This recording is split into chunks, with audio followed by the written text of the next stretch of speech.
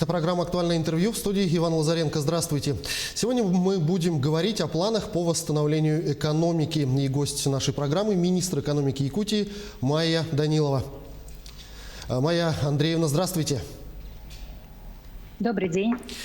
Сегодня все страны мира переживают вторую волну пандемии коронавирусной инфекции. В этих неопределенных условиях подготовлен и одобрен правительством республики прогноз социально-экономического развития на период до 2024 года. Как учитываются внешние условия сценариев развития ситуации и можно ли в целом прогнозировать какие-то экономические кризисы или, наоборот, подъемы? Падение мировой экономики по оценкам различных экспертов в 2020 году составит от 5 до 7%. И если сравнивать это с кризисом 2009 года, то тогда мировое производство сократилось на 1,7%. Безусловно, вот такое существенное снижение отразится и на снижении спроса на наши основные экспортируемые товары, такие как алмазы, нефть, уголь, газ природный. И исходя из этих предпосылок были сформированы различные варианты прогноза социально-экономического развития. Он сформирован в варианте в базовом и в консервативном.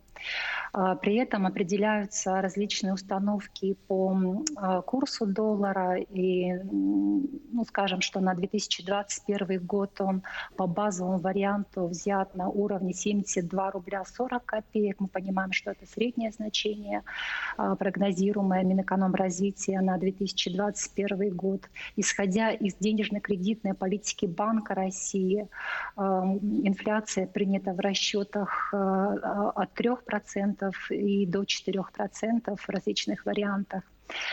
Если говорить об экономике Российской Федерации, то в 2020 году ожидается снижение темпов роста до 3,6%. И в следующем году, в 2021 году, ожидается постепенное восстановление уже на уровне 3,5% и далее 3% до 2023 года.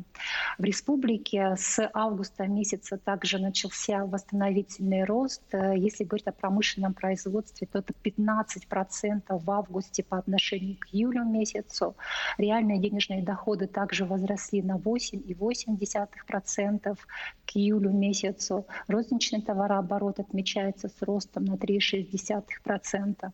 И в целом, если говорить об оценке на 2020 год, конечно же, вот это падение промышленного производства не восполнится в течение четвертого квартала, поэтому ВРП у нас прогнозируется со снижением на 2,6%, а в следующем году также мы ожидаем уже восстановления роста на уровне 3,5%. Но, безусловно, развитие промышленности формирует основной каркас экономики и является базой для формирования налоговых доходов бюджета. Расскажите, какие инвестиционные проекты будут реализованы в ближайшие годы? Действительно, 60% экономического производства в республике формируют предприятия, которые заняты в добыче полезных ископаемых в промышленности в целом. И в следующем году ожидается, на основе тех прогнозов, которые составили непосредственно сами предприятия, рост добычи угля в 1,7 раза. Это за счет компаний «Калмар» и «Эльга» уголь. Мы ожидаем также рост по добыче газа природного, по добыче золота. В добыче золота фактически в следующем году превысит 41 тонну. А в перспективе до 2024 года ожидается увеличение добычи до 47 тонн. Это за счет таких месторождений, как Нежданинское в Тампонском районе и Дражное в Аймеконском районе. И непосредственно эти инвестиционные проекты дадут такой существенный рост. Инвестиционные проекты также будут реализованы и в Южной Якутии. Это то, что я проговорила, это Эльгинское месторождение. Кроме этого будут реализованы наши национальные проекты, в том числе комплексный план развития магистральной инфраструктуры, в рамках которого будут строятся аэропортовые комплексы, это также и строительство автодорог, и это продолжение тех проектов, которые уже сейчас заложены, это же Тайская судоверфь и, конечно же, наш Венский мост. Но если говорить в общем, то какие еще меры будут предприняты, чтобы экономика восстанавливалась от влияния пандемии, и ожидается ли рост доходов населения? Те крупные инвестиционные проекты, которые я обозначила, конечно же, отразятся на экономическом росте, на восстановлении. Но кроме этого есть и такие небольшие, так скажем, проекты, которые будут реализованы и которым тоже дан старт именно в этом году. В конце августа месяца был принят целый ряд пакет с федеральных законов, который дает преференции для арктических резидентов. И это не крупные проекты, это мелкий бизнес. И мы сейчас с Министерством по развитию Арктики и предпринимательства, с институтами нашего развития прорабатываем около 70 проектов в сфере малого и среднего предпринимательства. Это и туризм, это и промышленность строительных материалов, это переработка. Инициаторами проектов также являются рядовые общины. Это одно из направлений восстановления экономики. Кроме этого, конечно же, в плане восстановления экономического роста, занятости, доходов населения большое внимание у нас уделяется таким сферам, как здравоохранение и социальная поддержка населения. Те меры, которые были приняты в этом году, будут продолжены.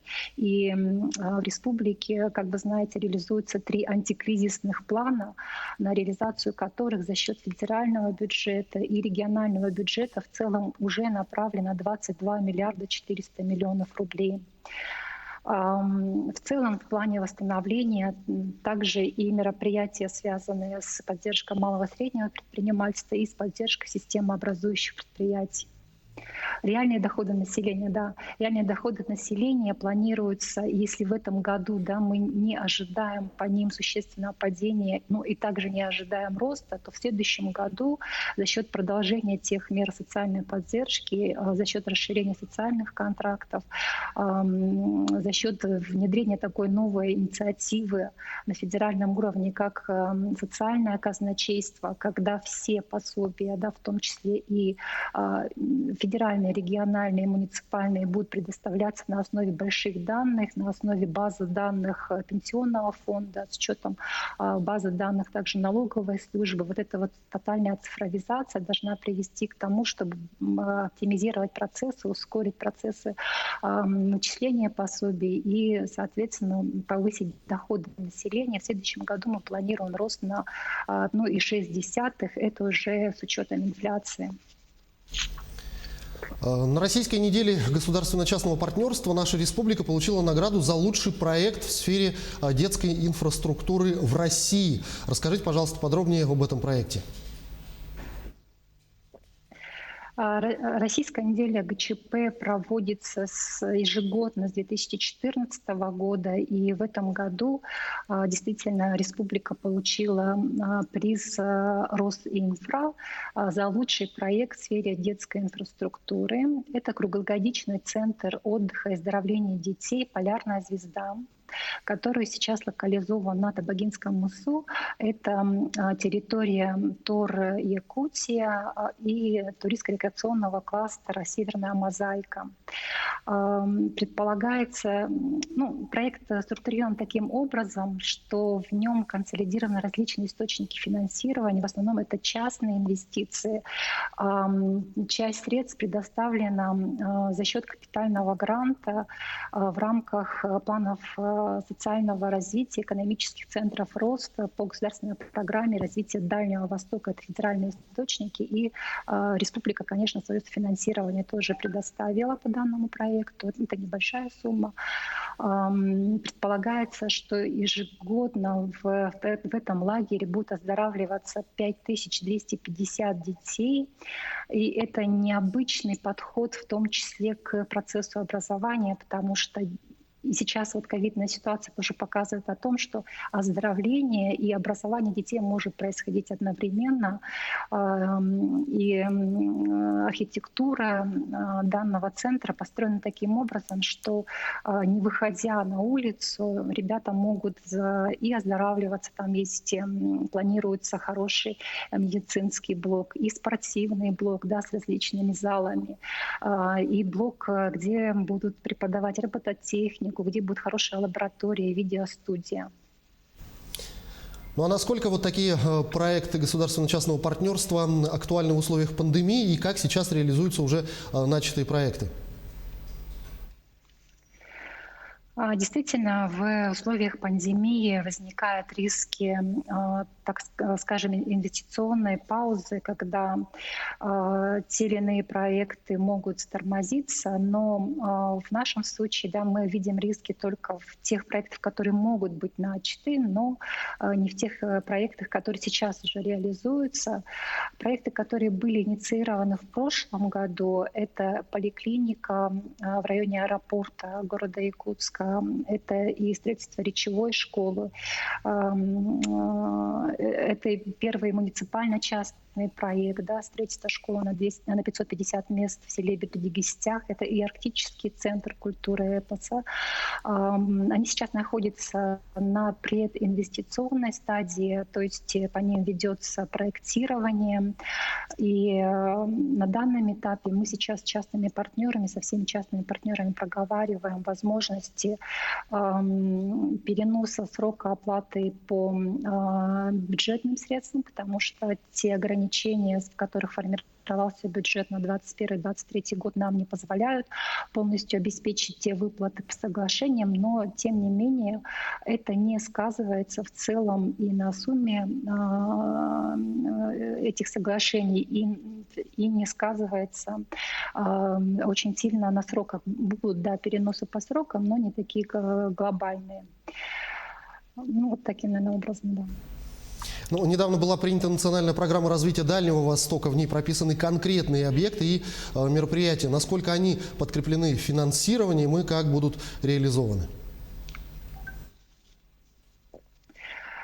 Национальная программа Дальнего Востока направлена на то, чтобы решить ту задачу, которую поставил президент страны перед Дальним Востоком. Это обеспечивать экономический рост свыше среднероссийского в 1,5 раза и обеспечить качество жизни выше среднероссийского на Дальнем Востоке.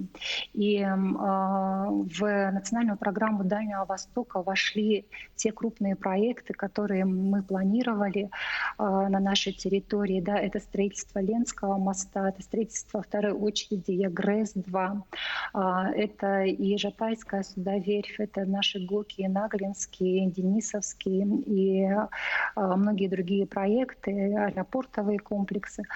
Кроме этого, основной акцент был сделан именно на социальных объектах.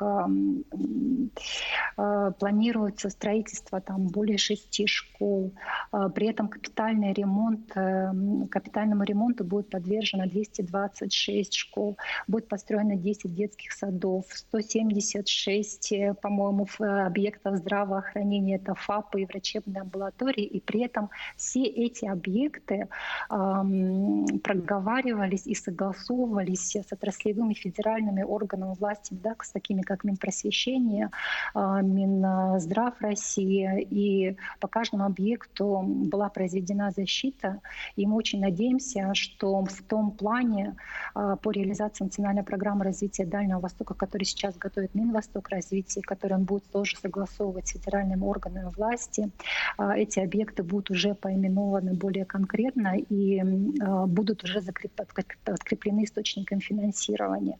Когда согласовывались эти проекты, уже отраслевые федеральные органы власти понимали, да, что они должны будут включить эти объекты в свои федеральные отраслевые государственные программы и в государственную программу специальную развития Дальнего Востока, которая реализуется Минвосток развития России.